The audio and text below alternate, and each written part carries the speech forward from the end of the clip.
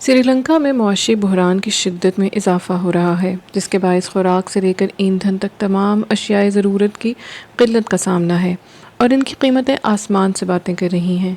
قلت کے باعث ملک میں پیٹرول کے حصول کے لیے قطاریں لگی ہیں اور شہری ہلاک ہو رہے ہیں، اور حکومت نے پیٹرول پمپس پر بڑھتے ہجوم کے پیش نظر نظم و نسق برقرار رکھنے کے لیے فوج بھی تعینات کر دی ہے۔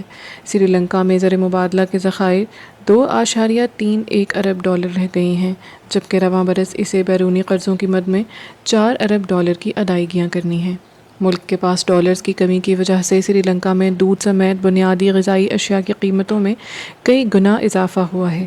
اس کے علاوہ زر مبادلہ کے ذخائر میں کمی کے باعث عالمی مارکیٹ سے تیل کی خریداری میں کمی کی وجہ سے ملک کو ایندھن کی قلت کا بھی سامنا ہے۔ ڈالرز کی کمی کی وجہ سے سری لنکا عراق اور ناروے میں اپنا سفارت خانہ اور آسٹریلیا میں اپنا قونصل خانہ بند کر چکا ہے۔ اس سے قبل گزشتہ دسمبر میں بھی سری لنکا ڈالرز بحران کی وجہ سے نائجیریا، جرمنی اور قبرص میں اپنے سفارتی مشن بند کر چکا ہے۔ سری لنکا کی معیشت کا سیاحت پر بہت زیادہ انحصار ہے۔ کرونا وائرس کے باعث سیاحتی سرگرمیاں متاثر ہونے کی وجہ سے گزشتہ 2 برس کے دوران سری لنکا کی معیشت کو درپیش مشکلات میں اضافہ ہوا ہے، لیکن معاشی ماہرین کے نزدیک بیرونی قرضوں اور ٹیکسز سے متعلق حکومت کے اقدامات سری لنکا کو درپیش تاریخ کے سنگین ترین بحران کے اسباب میں شامل ہیں۔ اس ویڈیو میں ہم بات کریں گے اس بحران کے اسباب کے حوالے سے۔ کولمبو پورٹ سٹی منصوبہ کیا ہے؟ کیا یہ منصوبہ سری لنکا کی خود مختاری کو خطرے میں ڈال سکتا ہے یا اسے عالمی معیشت سے جوڑ سکتا ہے؟ سری لنکا کو راجا پکشے خاندان نے کیا نقصان پہنچایا ہے؟ بحران میں گھرے سری لنکا کا اعتماد حاصل کرنے کے لیے انڈیا کیا کر رہا ہے؟ اور کیا پاکستان کا سیاسی اور سری لنکا کا معاشی بحران انڈیا کے لیے باعث تشویش ہوگا؟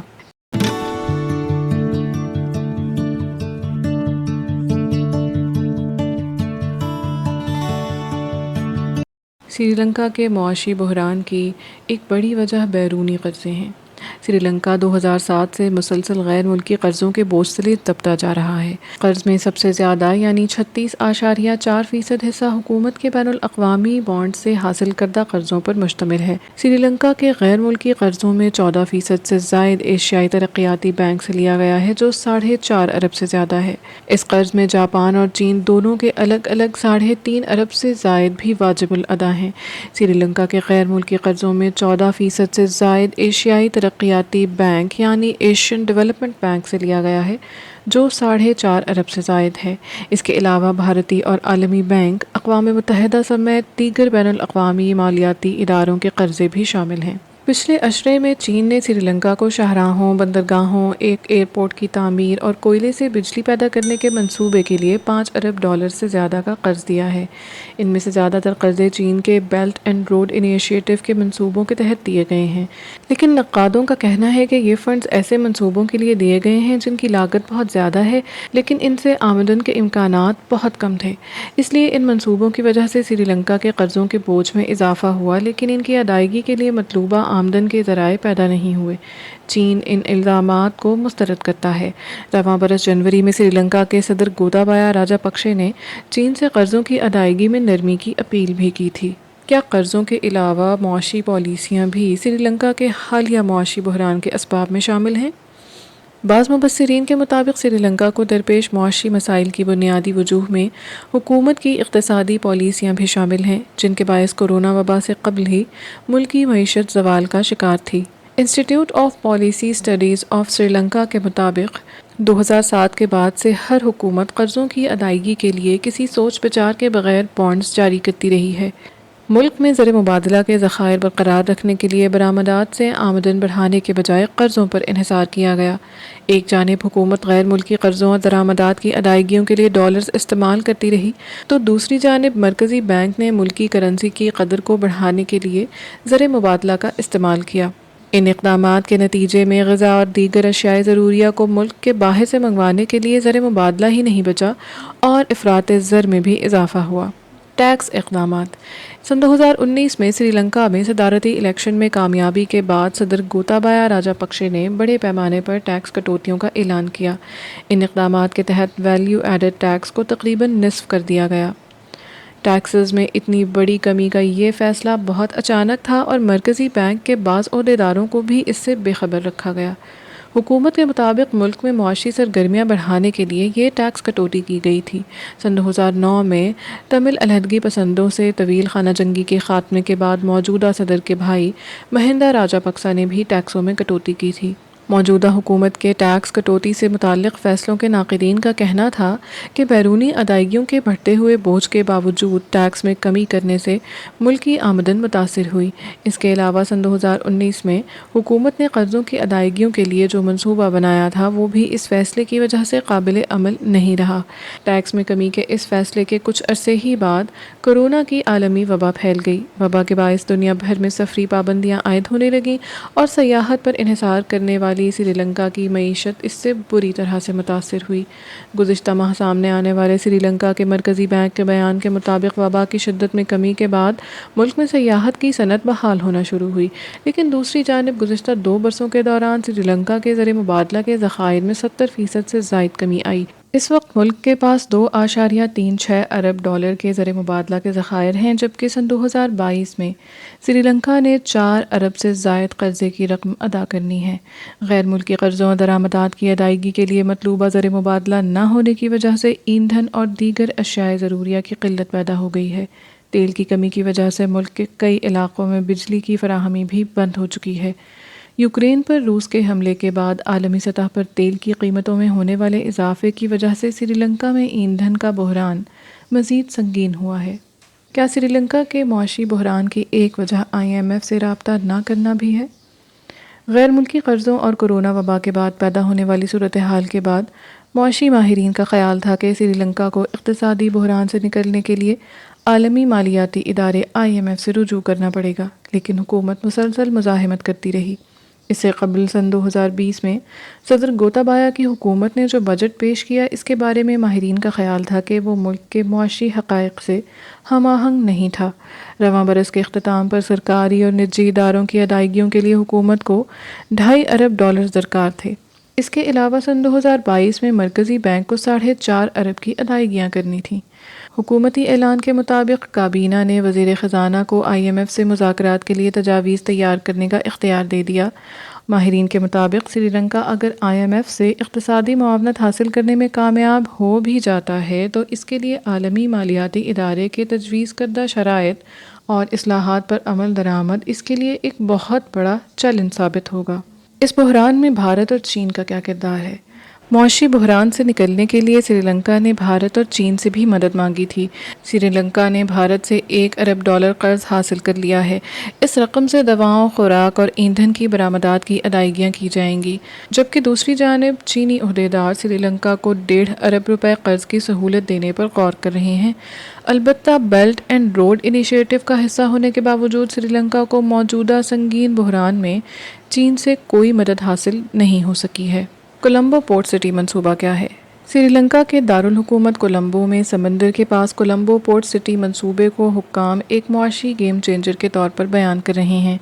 کولمبو کے کاروباری ڈسٹرکٹ سے قریب ہی ساحل سمندر پر ایک ٹیکنالوجی کا شاہکار شہر بن رہا ہے۔ ریت کے ذریعے بننے والے اس ساحلی شہر میں ایک آف شور بین الاقوامی مالیاتی مرکز، رہائشی علاقے اور ایک مرینا بھی ہوگا، اور اسی لیے کولمبو پورٹ سٹی کا موازنہ دبئی، ہانگ کانگ اور موناکو جیسے شہروں سے کیا جا رہا ہے۔ کولمبو پورٹ سٹی کے اکنامک کمیشن کے مطابق اس نئے شہر کی تعمیر سے سری لنکا کو ایک نادر موقع مل رہا ہے کہ وہ ازسر نو نقشہ بنا کر بین الاقوامی معیار کا ایسا شہر تعمیر کرے جو دبئی یا سنگاپور کا مقابلہ کر سکے۔ لیکن ناقدین سوال کرتے ہیں کہ کیا یہ منصوبہ واقعی سری لنکا کے لیے معاشی گیم چینجر ثابت ہوگا؟ 665 ایکڑ پر مشتمل اس علاقے کی تعمیر کے لیے سری لنکا کو چین کی ہاربر انجینئرنگ کمپنی CHEC سے 1.4 ارب ڈالرز کی سرمایہ کاری کی ضرورت تھی۔ اس کے جواب میں چینی کمپنی کو اس پروجیکٹ کا 43% حصہ 99 برس کے لیے لیز پر دے دیا گیا۔ کئی برسوں کی کھدائی کے بعد اب یہاں تعمیراتی کام تیزی پکڑ رہا ہے اور نئے شہر کی شکل سامنے آنے لگی ہے۔ چینی انجینئروں کی نگرانی میں بڑی بڑی کرینیں کنکریٹ کی سلوں کو ادھر سے ادھر رکھ رہی ہیں، جبکہ ٹرکوں کو ریت سے بھرا جا رہا ہے۔ اس زمین سے گزرنے والی ایک نہر کی پہلے ہی کھدائی کی جا چکی ہے، جس سے چھوٹی کشتیوں کی رسائی ممکن ہو گئی ہے۔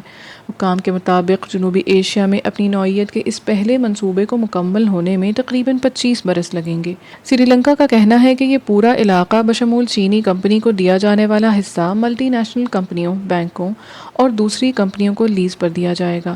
حکومت ان کی آمدن پر محصولات بھی وصول کر سکتی ہے۔ توقع کی جا رہی ہے کہ تقریباً 80,000 افراد اس نئے شہر میں رہیں گے، جہاں کاروبار کرنے والے افراد کو ٹیکس میں خاص چھوٹ دی جائے گی۔ اس اسپیشل اکنامک زون میں تنخواہوں سمیت لین دین امریکی ڈالر میں ہوگا۔ اس ساحلی شہر کے منصوبے کا اعلان چین کے صدر شی جن پنگ نے سن 2014 میں کولمبو کے دورے کے دوران کیا۔ اس سے ایک برس قبل ہی چین اپنے بیلٹ اینڈ روڈ انیشیٹو کا آغاز کر چکا تھا، ایک ایسا منصوبہ جو ایشیا اور یورپ کے درمیان تجارت کے فروغ کے لیے سڑکوں، ریلوے اور سمندری انفراسٹرکچر پر مشتمل ہوگا۔ سن 2009 میں تامل علیحدگی پسندوں کے ساتھ جاری ایک طویل جنگ کے خاتمے پر سری لنکا نے مالی مدد کے لیے چین سے رجوع کیا تھا۔ مغربی ممالک پہلے ہی سری لنکا میں جنگ کے دوران انسانی حقوق کی خلاف ورزیوں پر تشویش کا اظہار کر چکے تھے۔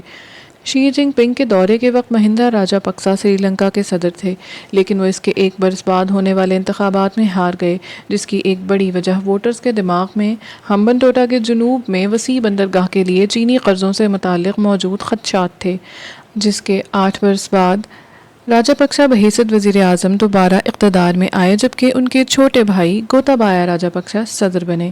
لیکن ہمبنٹوٹا کی بندرگاہ اب سری لنکا کے ہاتھ میں نہیں ہے۔ سن 2017 میں سری لنکا کی حکومت نے چینی فرمز کو قرض کی ادائیگی میں ناکامی پر اسے چین کے حوالے کر دیا، جبکہ اس بندرگاہ سے حاصل ہونے والی کچھ رقم بھی مبینہ طور پر دوسرے قرضوں کی ادائیگی کے لیے استعمال کی گئی۔ اس لیے شاید یہ حیرت کی بات نہیں کہ سری لنکا میں ہر کوئی اس پروجیکٹ کے بارے میں پورٹ سٹی کے حکام کے جوش و خروش میں شریک نہیں۔ اس منصوبے پر بہت سے خدشات ہیں، جس میں سے ایک اتنے بڑے پروجیکٹ کے ماحولیاتی اثرات بھی ہیں۔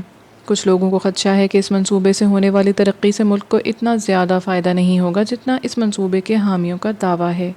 معاشی ماہرین کے مطابق پورٹ سٹی کی ایک ممکنہ منفی حقیقت یہ ہے کہ یہاں ٹیکس میں چھوٹ کا قانون شامل ہے۔ کچھ سرمایہ کاروں کے لیے 40 سال تک ٹیکس میں چھوٹ کا امکان ہے۔ ٹیکس کی اتنی بڑی رعایت سے سری لنکا کی مجموعی آمدن میں اضافہ نہیں ہوگا۔ ٹیکس کے اس نظام نے دوسری پریشانیوں کو بھی جنم دیا ہے۔ امریکہ نے خبردار کیا ہے کہ کاروبار میں نرمی کی وجہ سے یہ علاقہ منی لانڈرنگ کرنے والوں کی پناہ گاہ بن سکتا ہے۔ تاہم سری لنکا کے وزیر انصاف اس بات سے اتفاق نہیں کرتے۔ ان کا کہنا ہے کہ ایسا کسی صورت ممکن نہیں، کیونکہ یہاں عام فوجداری قانون لاگو ہوتا ہے، ہمارا منی لانڈرنگ سے متعلق قانون اور مالیاتی انٹیلیجنس یونٹ فعال ہے۔ ان تمام چیزوں کی موجودگی میں ایسا ممکن نہیں کہ کوئی ایسا کر کے بچ سکے۔ عالمی سطح پر چین کے بڑھتے جارحانہ انداز میں اس کے طویل المدتی اسٹریٹجک عزائم پر بھی تشویش پائی جاتی ہے۔ سری لنکا میں چین کا بڑھتا اثر و رسوخ انڈیا کے لیے بھی پریشانی کا باعث ہے۔ پورٹ سٹی کا مقصد انڈیا میں موجود کثیر القومی اداروں اور سرمایہ کاروں کو راغب کرنا بھی ہے، جس سے وہاں سرمایہ کاری اور ملازمت کے مواقع کم ہو سکتے ہیں۔ لیکن کچھ لوگوں کا خیال ہے کہ کولمبو پورٹ سٹی منصوبے سے سری لنکا کو بھی خطرہ ہے۔ سن 2020 میں ایشیائی ملک لاؤس نے دیوالیہ پن سے بچنے کے لیے توانائی کے گرڈ کا کچھ حصہ چین کو فروخت کر دیا تھا، تاکہ دونوں ممالک کو جوڑنے والے ریلوے کے لیے فنڈز فراہم کیے جا سکیں۔ تو کیا ہمبنٹوٹا کی طرح کولمبو پورٹ سٹی بھی آخر میں چین کی چوکی بن کر رہ جائے گا؟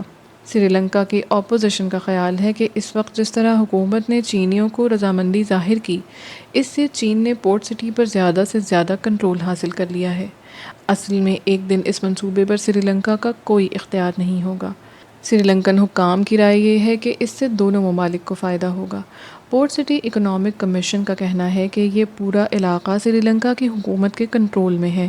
پیٹرولنگ، پولیس، امیگریشن اور قومی سلامتی کے دوسرے فرائض سری لنکا کی حکومت کے پاس ہیں۔ چین کا بیلٹ اینڈ روڈ انیشیٹو کوئی خیرات نہیں۔ ہم بھی باہمی فائدہ چاہتے ہیں۔ اس کا مطلب ہے کہ ہم بھی چاہتے ہیں کہ ہماری سرمایہ کاری کے معاشی فوائد ہوں، لیکن سری لنکا جس کو اس وقت شدید معاشی بحران کا سامنا ہے، اس کے پاس بہت ہی کم آپشن ہیں۔ کورونا کی عالمی وبا نے اس کے سیاحت کے منافع بخش شعبے کو تباہ کر کے رکھ دیا ہے، جبکہ اس کے ساتھ ساتھ غیر ملکی ملازمتوں اور غیر ملکی زر مبادلہ کے ذخائر میں کمی بھی ہوئی ہے۔ ملک کے بیرونی قرضے 45 ارب ڈالر تک بڑھ چکے ہیں، جبکہ 8 ارب ڈالرز کا قرضہ صرف چین کو ادا کرنا ہے۔ سری لنکا نے چین سے بھی درخواست کی ہے کہ قرض کی ادائیگی کے معاملات کی تنظیمیں نہ کرے، لیکن بین الاقوامی ریٹنگ ایجنسیوں کی طرف سے بار بار کمی کے ساتھ کولمبو کے پاس مزید قرضوں کے لیے بین الاقوامی سرمایہ کاروں کے پاس جانے کے امکانات کم نظر آتے ہیں۔ صرف چین کے پاس طویل المدتی مقاصد اور سرمایہ دونوں ہیں۔ کچھ لوگوں کا کہنا ہے کہ آنے والے برسوں کے دوران سری لنکا میں ہانگ کانگ کی طرز کا ایک شہر ایشیا کے اس حصے میں چین کو قدم جمانے میں مدد دے سکتا ہے۔ اور اب ہم بات کریں گے سری لنکا میں دہائیوں سے برسر اقتدار راجا پکشا خاندان کے حوالے سے۔ گزشتہ 2 دہائیوں سے اس ملک کے اقتدار پر راجا پکشا خاندان کی مضبوط گرفت ہے، مگر اب یہ غلبہ خطرے میں ہے۔ سری لنکا سن 1948 میں برطانیہ سے اپنی آزادی کے بعد سے اب تک کے بدترین اقتصادی بحران سے گزر رہا ہے، اور کئی ماہرین موجودہ مسائل کا ذمہ دار غلط اقتصادی فیصلوں کو قرار دیتے ہیں۔ حکومت کو بڑا دھچکا لگ چکا ہے۔ 9 مئی سن 2022 کو وزیر اعظم مہندا راجا پکسا نے اپریل سے ملک بھر میں جاری مظاہروں کے پیش نظر استعفیٰ دے دیا۔ مہندا موجودہ صدر گوتابایا راجا پکشے کے بڑے بھائی ہیں۔ یہ ایک بہت بڑا واقعہ ہے۔ مہندا راجا پکشے ایک ایسے خاندان کے سب سے مشہور رکن ہیں جو کبھی بھی قومی سطح کی سیاست میں بڑی قوت نہیں رہا تھا۔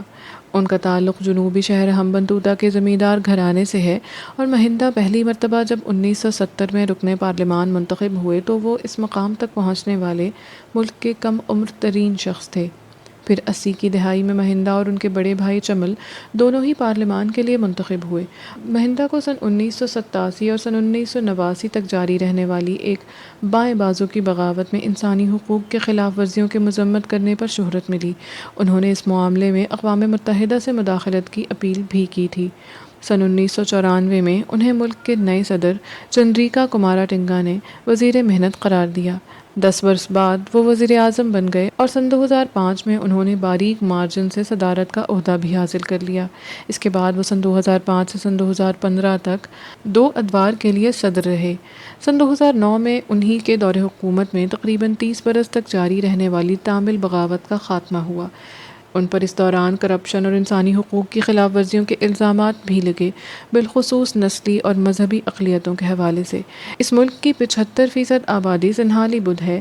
وہ ان الزامات کی تردید کرتے رہے ہیں، مگر تنازعات کے باوجود راجا پکشے خاندان سری لنکن سیاست پر اجارہ داری قائم کرنے میں کامیاب رہا۔ گوتابایا کے پاس وزارت دفاع میں ایک سینئر عہدہ تھا، اور کئی لوگ خانہ جنگی سے نمٹنے پر ان کی تعریف کرتے رہے۔ چمل زراعت، ماہی گیری اور آبپاشی سمیت کئی وزارتیں سنبھال چکے ہیں، اور ان کے ایک بھائی بیزل کے پاس کچھ عرصے تک مالیات اور اقتصادی ترقی کے محکمے رہے ہیں۔ ان 4 بھائیوں کے علاوہ بھی اس خاندان کے کئی ارکان عوامی عہدوں پر رہے ہیں۔ ان میں سب سے نمایاں مہندا کے بیٹے نمل اور یوشیتھا ہیں۔ نمل حال ہی میں سری لنکا کے وزیر کھیل رہ چکے ہیں، اور یوشیتھا اپنے والد کے استعفے تک وزیر اعظم کے چیف آف سٹاف تھے۔ لیکن اس خاندان کو سن 2015 کے صدارتی انتخابات میں مہندا کی غیر متوقع شکست سے دھچکا پہنچا۔ وہ 4 سال بعد ایک مرتبہ پھر اقتدار میں آئے، اور اس مرتبہ اقتدار کی باغ ڈور گوتابایا کے ہاتھ میں تھی۔ سری لنکن آئین کے تحت سابق صدر دوبارہ انتخاب میں حصہ نہیں لے سکتے تھے۔ قوم پرست ایجنڈا کے ساتھ نئے صدر نے امن و امان کی صورتحال کے ساتھ خاندان کے پرانے تعلق کو اپنے فائدے کے لیے استعمال کیا۔ اپریل سن 2019 میں شدت پسند تنظیم نام نہاد دولت اسلامیہ کے حملوں میں 250 سے زائد افراد ہلاک ہو گئے تھے۔ ان تمام حربوں کے باوجود خاندان کے خلاف کرپشن کے الزامات دبے نہیں، بلکہ کووڈ کی عالمی وبا کے بعد پیدا ہونے والے اقتصادی بحران کے دوران ایک مرتبہ پھر سامنے آنے لگے۔ کئی لوگوں کا ماننا ہے کہ مہندا راجا پکشا نے ملک کی دولت لوٹنے کے لیے اپنے خاندان کا راستہ ہموار کیا۔ سری لنکا میں مظاہروں کے دوران خاندان سے ملک کا لوٹا پیسہ واپس کرنے کے لیے بورڈز اور نعروں کی صورت میں مطالبات سامنے آتے رہے۔ گرتی ساکھ کے باعث راجاپکشے خاندان میں تقسیم پیدا ہونے لگی۔ اپریل کے اواخر میں یہ اطلاعات سامنے آئیں کہ مہندا اور گوتابایا کے درمیان خلیج گہری ہو گئی ہے اور دونوں بھائیوں کے درمیان حامیوں پر کنٹرول کرنے کی رساکشی جاری ہے۔ اقتصادی بحران کے باعث کئی لوگ جو کبھی گوتابایا کے حامی تھے اب ملک کی سڑکوں پر گوتا گھر جاؤ کے نعرے لگاتے نظر آتے تھے۔ حکومت مخالف مظاہرین نے حکومت کے حامی مظاہرین کی جانب سے اپنے ایک پرامن احتجاجی کیمپ پر حملے کے بعد وزیر اعظم کی سرکاری رہائش گاہ پر بھی دعویٰ بولنے کی کوشش کی۔ فوراً ہی ملک بھر میں پرتشدد مظاہرے پھوٹ پڑے اور مشتعل مظاہرین نے راجاپکشے خاندان کی کئی املاک کو جلا دیا، جن میں ہمبنتوٹا میں ان کا آبائی گھر بھی شامل تھا۔ مظاہرین نے ان کے والدین کی مزارات اور یادگار کو بھی تباہ کر دیا۔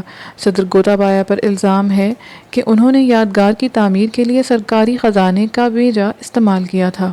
اس کے باوجود صدر کا کہنا تھا کہ وہ اقتدار چھوڑنے کا کوئی ارادہ نہیں رکھتے، حالانکہ ان کے تقریباً تمام وزراء مستعفی ہو چکے تھے اور کئی ارکان پارلیمان حکومت کی حمایت سے دستبردار ہو چکے تھے۔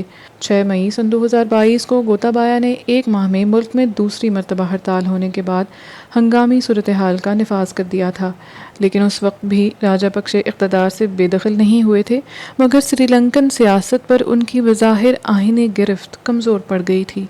9 مئی سن 2022 کو انہوں نے ملک کے صدر اور اپنے بھائی گوتابایا راجاپکشے کو اپنا استعفیٰ بھجواتے ہوئے امید ظاہر کی کہ اس سے ملک کے حالات میں بہتری آئے گی، لیکن ان کے استعفے کے باوجود سری لنکا میں حکومت مخالف احتجاج میں کمی نہیں آئی، بلکہ پرتشدد واقعات میں اضافہ ہوتا رہا اور وزیر اعظم کے بھائی اور سری لنکا کے صدر کے استعفے کا مطالبہ بھی کیا جاتا رہا۔ سری لنکا سن 1948 میں برطانیہ سے آزادی کے بعد سے اب تک کے بدترین اقتصادی بحران سے گزر رہا ہے۔ یہ احتجاج شروع کیسے ہوئے؟ اپریل کے آغاز میں دارالحکومت کولمبو میں یہ احتجاج شروع ہوئے اور اب بڑھتے بڑھتے پورے ملک میں پھیل گئے ہیں۔ عوام میں زندگی کی بنیادی ضرورتوں کی قیمتیں پہنچ سے باہر ہو جانے کے باعث بے حد غصہ ہے۔ انہیں گزشتہ برس کے مقابلے میں اب صرف خوراک ہی کے معاملے میں 30% زائد ادائیگی کرنی پڑ رہی ہے، دیگر اشیاء کی مہنگائی الگ ہے۔ ملک میں ایندھن کی دستیابی بھی متاثر ہوئی ہے اور دواؤں کی قلت کی وجہ سے نظام صحت بھی تباہی کے کنارے پر کھڑا ہے۔ پولیس کی جانب سے مظاہرین کے خلاف اسلحے کے استعمال سے ایک شخص کی ہلاکت کے بعد مظاہرین کے غصے میں مزید اضافہ ہوا۔ صدر راجاپکشے کی حکومت کے تقریباً تمام ہی وزراء استعفیٰ دے چکے ہیں اور کئی ارکان پارلیمان بھی حکومت کی حمایت سے دستبردار ہو چکے ہیں۔ سری لنکا کا بنیادی مسئلہ اس کے زر مبادلہ کے ذخائر کا تقریباً خالی ہو جانا ہے۔ یہ ملک درآمدات پر بڑی حد تک منحصر ہے، تاہم اب یہ خوراک اور ایندھن کی مد میں ادائیگیاں کرنے سے قاصر ہے۔ حکومت نے اس کا الزام کووڈ-19 کی عالمی وبا پر عائد کیا ہے، جبکہ دوسری جانب سری لنکا کی سیاحت کی صنعت تقریباً ختم ہو کر رہ گئی ہے۔ سیاحت سری لنکا کے لیے زر مبادلہ کمانے کا سب سے بڑا ذریعہ ہے۔ حکومت کا یہ بھی دعویٰ کرنا ہے کہ 3 سال قبل ایسٹر کے موقع پر گرجا گھروں میں ہونے والے بم دھماکوں کے باعث بھی سیاح سری لنکا آنے سے خوفزدہ ہیں، مگر کئی ماہرین کے مطابق اقتصادی بے نظمی اس بحران کی وجہ ہے۔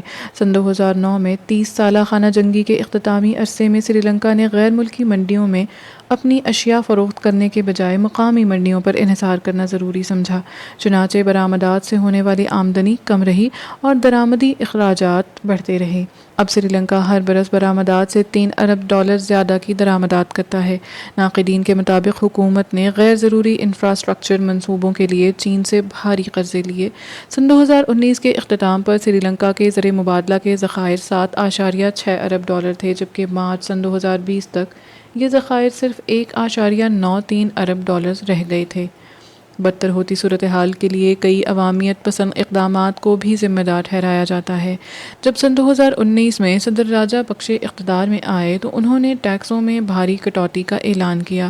اس کا مطلب یہ ہے کہ حکومت کے پاس اب زر مبادلہ خریدنے کے لیے پہلے سے کہیں کم پیسے ہیں۔ صدر راجاپکشے اور ان کے نئے وزیر خارجہ علی صابری اب تسلیم کرتے ہیں کہ ٹیکسوں میں چھوٹ دینا غلطی تھی۔ جب سن 2021 میں سری لنکا میں زر مبادلہ کی کمی بڑا مسئلہ بنی تو حکومت نے کیمیائی کھاد کی تمام تر درآمد پر پابندی عائد کرتے ہوئے کسانوں سے کہا کہ وہ قدرتی کھاد استعمال کریں۔ اس کی وجہ سے بڑے پیمانے پر فصلوں کا نقصان ہوا۔ سری لنکا کو پھر خوراک باہر سے خریدنی پڑی، جس کی وجہ سے زر مبادلہ کے ذخائر پر مزید دباؤ پیدا ہوا۔ تب سے حکومت نے تمام غیر ضروری سامان کی درآمد پر پابندی عائد کر رکھی ہے، جس میں گاڑیوں سے لے کر کچھ اقسام کی غذائیں اور یہاں تک کہ جوتے بھی شامل ہیں۔ ملک اپنی برآمدات میں اضافہ اپنی کرنسی کی قدر میں کمی کر کے بھی کر سکتے ہیں، مگر حکومت نے سری لنکن روپے کی قدر گرانے سے انکار کر رکھا ہے۔ بالآخر اس نے مارچ سن 2022 میں روپے کی قدر گرانے کا فیصلہ کیا تو ڈالر کے مقابلے میں اس کی قدر 30% کم ہو گئی۔ سری لنکا پر کتنا غیر ملکی قرضہ ہے؟ سری لنکا کی حکومت پر 51 ارب ڈالر کا غیر ملکی قرضہ ہے۔ رواں سال اسے ان قرضوں کی مد میں 7 ارب ڈالرز کی ادائیگی کرنی ہے اور آئندہ برسوں میں بھی ایسی ہی صورتحال رہے گی۔ اپریل میں سری لنکن حکومت 7 کروڑ 80 لاکھ ڈالرز قرض کی ادائیگی کرنے سے قاصر رہی۔ کریڈٹ ریٹنگز ادارے S&P نے اسے محدود دیوالیہ پن قرار دیا ہے۔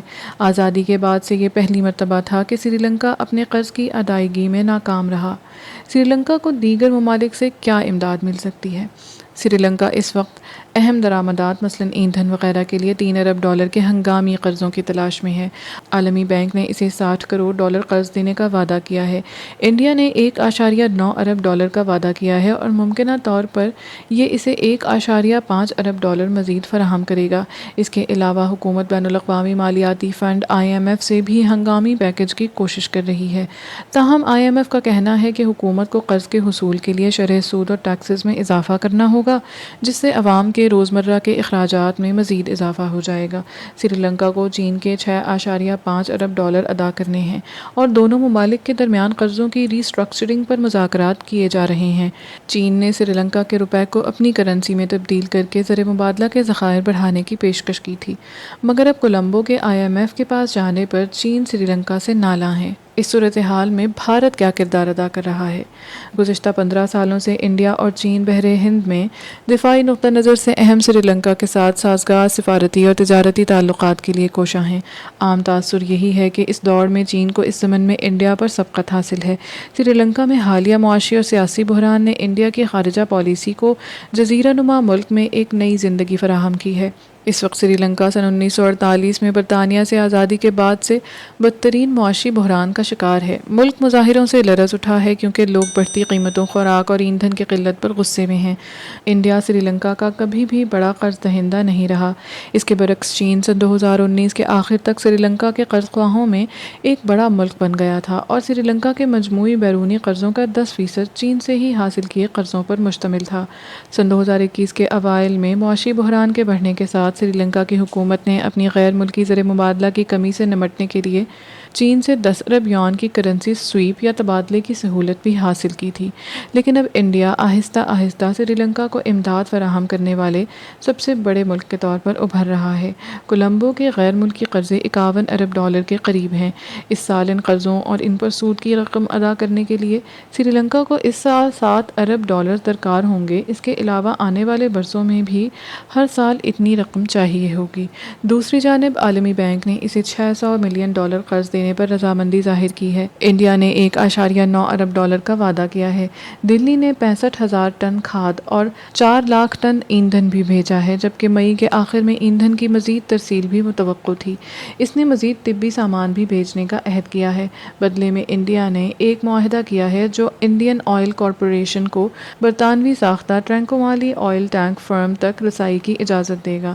انڈیا کا مقصد ٹرنکومالی کے قریب 100 میگا واٹ کا پاور پلانٹ تعمیر کرنا ہے۔ سری لنکا میں بہت سے لوگوں کا خیال ہے کہ کولمبو میں انڈیا کی بڑھتی ہوئی موجودگی کا مطلب خود مختاری کو کمزور کرنا ہو سکتا ہے۔ سری لنکا کی بڑی سیاسی جماعت سوشلسٹ پارٹی کے رہنما کا کہنا ہے کہ گزشتہ 1.5 سال سے سری لنکا میں بحران ہے اور ہم سمجھتے ہیں کہ انڈیا نے اسے اپنے مفادات کے لیے استعمال کیا ہے۔ ہاں، انہوں نے کچھ کریڈٹ، کچھ دوائیں اور خوراک دی، لیکن وہ دوست نہیں ہیں۔ انڈیا کا ایک پوشیدہ سیاسی ایجنڈا ہے۔ انڈیا نے چین کے بڑھتے ہوئے اثر و رسوخ کا مقابلہ کرنے کی بھرپور کوشش کی ہے، جسے وہ اپنے پڑوسی کے طور پر دیکھتا ہے۔ سن 2014 میں صدر شی جن پنگ کے سری لنکا کے دورے کے بعد انڈین وزیر اعظم نریندر مودی نے نہ صرف اگلے سال کولمبو کا دورہ کیا بلکہ سری لنکا کی پارلیمنٹ سے خطاب کرتے ہوئے بہترین دوست ہونے کا دعویٰ بھی کیا۔ سن 2019 میں راجا پکسا کے اقتدار میں واپسی نے اس بار گوٹابایا کے صدر اور مہندا وزیر اعظم کے ساتھ بھی انڈیا کو اپنی خارجہ پالیسی کے اختیارات کو دوبارہ متعارف متعارف کرایا اور تیل اور غذائی اجناس پر نئے معاہدوں پر عجلت میں دستخط کیے۔ کولمبو اور دہلی کے درمیان ریاستی دوروں کے بعد چین کی طرف سے زیادہ رد عمل سامنے نہیں آیا۔ سری لنکا کی تامل اقلیتوں کا سوال اور ان کے حقوق کا مطالبہ انڈیا کے ساتھ سفارتی مذاکرات میں سب سے آگے رہا ہے۔ سن 2009 میں خانہ جنگی کے خاتمے کے بعد انڈیا نے سری لنکا کی حکومت کی مدد کی، تاہم سری لنکا نے ابھی تک سن 1987 کے انڈیا سری لنکا امن معاہدے پر عمل نہیں کیا ہے، جس میں تمام صوبوں کو اختیارات منتقل کرنے کا وعدہ کیا گیا تھا، بشمول جہاں تامل اکثریت میں تھے۔ تاہم موجودہ اقتصادی بحران کی وجہ سے دونوں ممالک کے درمیان دیگر سیاسی معاملات پر پائی جانے والی بدگمانیوں میں یقینی طور پر اضافہ ہوا ہے۔ انڈیا سے ضروری اشیاء کی مسلسل فراہمی کی بدولت سری لنکا میں عوامی تاثر میں تبدیلی آئی ہے، جسے انڈیا مخالف اور چین کے حامی کے طور پر دیکھا جاتا تھا۔ کولمبو میں سینٹر فار پالیسی آلٹرنیٹیوز کا کہنا ہے کہ انڈیا تقریباً 15 سال پہلے چین سے ہار گیا تھا، لیکن وہ اچھی واپسی کے لیے بھرپور کوشش کر رہا ہے۔ سری لنکا میں نسلی اقلیتوں نے ہمیشہ انڈیا کی طرف اپنے مساوی حقوق کے مطالبات کی حمایت کی ہے، جبکہ سنہالی اکثریت کا اب بھی ملا جلا تاثر ہے۔ کچھ لوگوں کو اندرونی معاملات میں انڈیا کی مداخلت پر بھی تشویش ہے، لیکن گزشتہ چند ہفتوں نے اس کو مکمل طور پر تبدیل کر دیا ہے۔ پاکستان کے سیاسی اور سری لنکا کے معاشی بحران کے انڈیا کے لیے کیا مضمرات ہیں؟ کیا پاکستان میں جاری سیاسی بحران اور سری لنکا کے موجودہ شدید معاشی بحران سے انڈیا کو پریشان ہونا چاہیے؟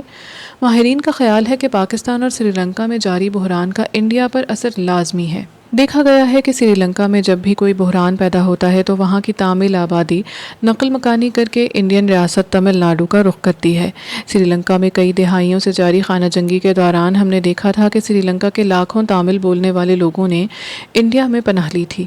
سری لنکا میں بے روزگاری اور معاشی بحران میں شدت آنے کے بعد سے وہاں کے تامل بولنے والے شہری ایک بار پھر انڈیا کا رخ کر رہے ہیں۔ یہ صورتحال ریاست تمل ناڈو کے لیے باعث تشویش ہے۔